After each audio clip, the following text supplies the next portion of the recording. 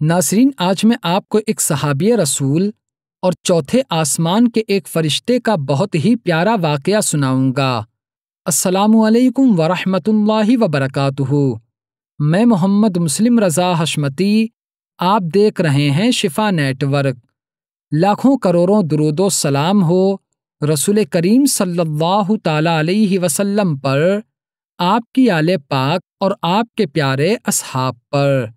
ناظرین، کتاب عیون الحکایات میں ہے، حضرت حسن حضرت انس رضی اللہ تعالی عنہما سے روایت کرتے ہیں کہ اللہ کے پیارے رسول صلی اللہ علیہ وسلم کے جانثار صحابہ کرام رضی اللہ تعالی عنہم میں سے ایک صحابی تجارت کیا کرتے تھے۔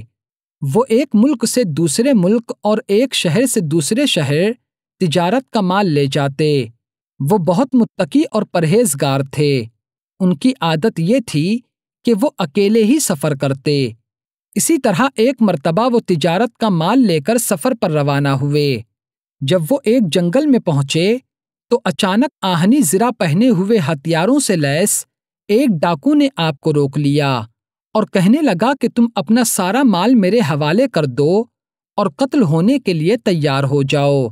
یہ سن کر صحابی رسول نے فرمایا، تمہارا مقصد مال ہے تو تم میرا مال لے لو اور مجھے جانے دو۔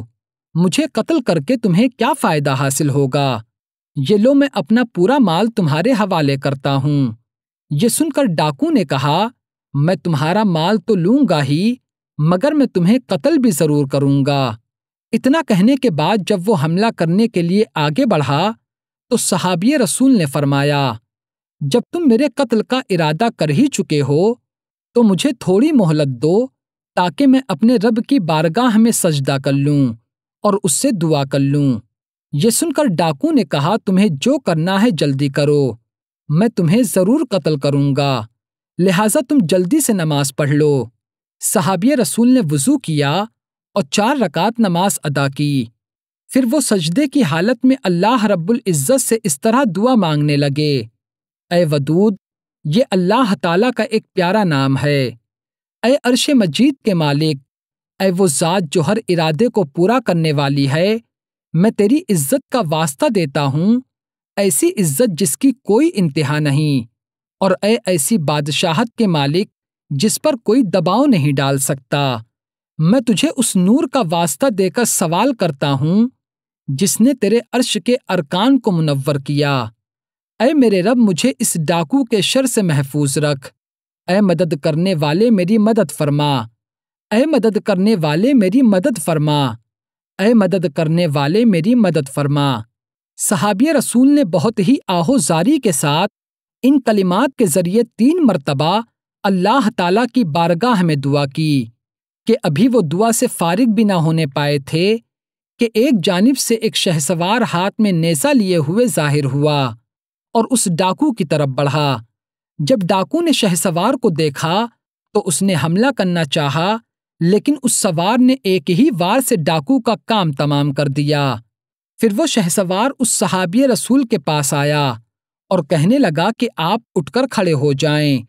یہ سن کر وہ صحابی رسول کھڑے ہو گئے اور اس شہسوار سے ارشاد فرمایا، اے عظیم شخص، میرے ماں باپ آپ پر قربان، آج اس مصیبت کے دن تم نے میری مدد کی ہے، تم کون ہو؟ تو شہسوار نے کہا، میں اللہ تعالیٰ کے فرشتوں میں سے ایک فرشتہ ہوں اور چوتھے آسمان سے آپ کی مدد کرنے کے لیے آیا ہوں۔ جب آپ نے ان پاکیزہ کلمات کے ساتھ پہلی مرتبہ دعا کی تو آسمان کے دروازوں کی آواز ہمیں سنائی دی۔ پھر جب آپ نے دوسری مرتبہ دعا کی تو ہم نے آسمان میں ایک چیخ و پکار سنی۔